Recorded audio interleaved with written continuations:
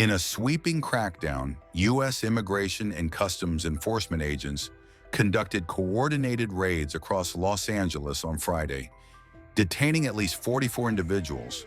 The operation targeted multiple sites, including 2 Home Depot locations, a clothing warehouse in South LA, and a store in the Fashion District, where agents executed search warrants tied to suspected employment fraud. Unmarked vans and military-style vehicles were seen moving through the city as federal agents carried out the raids during what authorities described as part of a broader national immigration enforcement effort. The raids sparked an immediate backlash, with approximately 500 demonstrators taking to the streets in protest, waving pro-immigrant flags and chanting slogans outside key federal buildings. Organized by the Coalition for Humane Immigrant Rights, or CHIRLA, the rally on Los Angeles Street quickly turned into a tense standoff with law enforcement. As protesters gathered outside the Edward R. Roybal Federal Building, some spray-painted anti-ICE slogans across its exterior walls.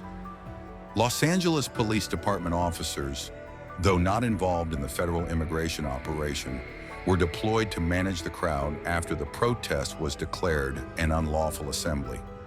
Clashes broke out after demonstrators allegedly threw broken pieces of concrete at officers.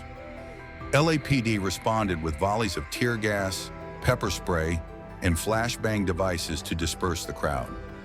Protests have recently flared in other cities as well, including San Diego and Minneapolis, following similar federal operations carried out by agents in tactical gear. ICE Director Todd Lyons defended the agency's actions earlier this week, stating the arrests were part of a renewed crackdown promised by U.S. President Donald Trump, who has pledged mass deportations. Lyons said ICE is now averaging about 1,600 arrests per day across the country, and emphasized that many of those detained are allegedly dangerous criminals. My officers and agents walk into danger so other people can sleep safely at night, so kids can make it to school safely and play outside. So while it's easy to be an armchair quarterback and make up talking points that get activists riled up, the bottom line is my officers and agents are out there protecting the same people who are threatening their safety. Law enforcement's common sense. Politicians need to stop putting my people in danger. I'm not asking them to stop. I'm demanding that they stop. Here's what I have to say to Boston Mayor Michelle Wu, Congressman Hakeem Jeffries, and anyone else stirring up the outrage about what ICE does. These are real people with real families you're hurting with your ridiculous rhetoric and inflammatory comments. And it's time to remember that. We're going to treat everybody the same.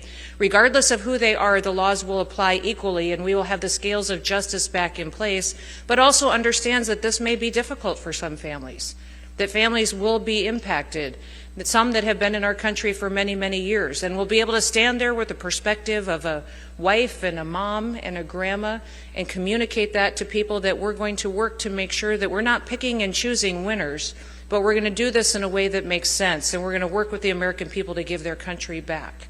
I'm thankful he trusted me with that, and the mission of this department is to protect the country and to secure it within its borders and the homeland with integrity and with honesty. And what that means is we're going to be transparent. We're going to talk to you different than we ever have before. We're going to be more accountable. When you say things to me, we're going to run the traps on it and make sure you're telling me the truth. We're going to evaluate your contracts. We're going to make sure you're not taking more money of the taxpayers that isn't supposed to be spent, but that it's going to be deployed in a much more efficient way, and it's going to benefit the men and women who are on the front lines, and that we're going to have their backs finally. We're letting them do their jobs. And what I'd like to do is have every law enforcement officer in this room stand up. CBP, ICE, HSI, Coast Guard, law enforcement, federal, local, and state, stand up and let us give you a round of applause and thank you for all that you've done to protect our country. During one of my trips down to the border, when I was still serving as governor, I remember one of our Border Patrol officers and agents saying to me, listen, there's just no consequences for crossing our border. And without consequences, there is no enforcement and there is no law. The law doesn't matter. And that impacted me in such a way that it affects every way that I do this job today. There has to be consequences for breaking our laws. and there has to be consequences, and there has to be enforcement and prosecution. We are going to use every single tool that we have, and I'll run through a couple of those tools that I think are going to change the way that we operate in this country, and that it'll be ways that industry can partner with us. We're using new technologies in ways that we never have before. We're going to deploy new technologies not only at the border, but at our ports of entry and in our interior to make sure that we're sharing information with other agencies at all levels, and we're also going to be sharing more information, biometrics, DNA testing, and being much more efficient, working to get everybody more authorities that they need to be able to take action in every single interdiction that we have. That all of our agents can go in there and deal with what they face, whether it may be drugs or trafficking or breaking of laws that would be impacting a community in different ways that they just weren't empowered to do before. And we'll be deploying and partnering with industry to be more efficient and accountable to make sure that we're making the best use of our time. The CBP One app is one app that was deployed during the last presidential administration that we have completely changed. It was interesting, I did ask the federal government if we took the CBP One app and shut it down on day one, which we did do, how long would it take us to develop an app that would deport people and allow people to self-deport? And the federal government told me, boy, that's probably going to take us 4 to 6 months. So I went to Elon and his guys, and they said, we can do that in 24 hours.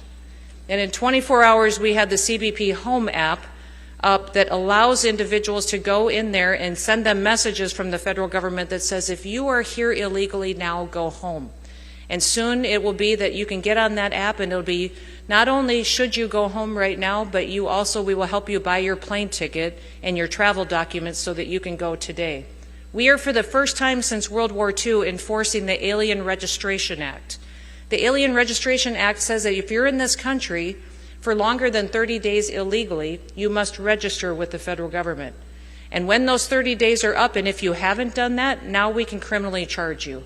And we can go in and take you out of your home and deport you out of this country. And every day that you overstay, you are subject to up to a $1,000 fine, and that you will be in violation of that. And when we deport you, you may never be allowed back into the United States again.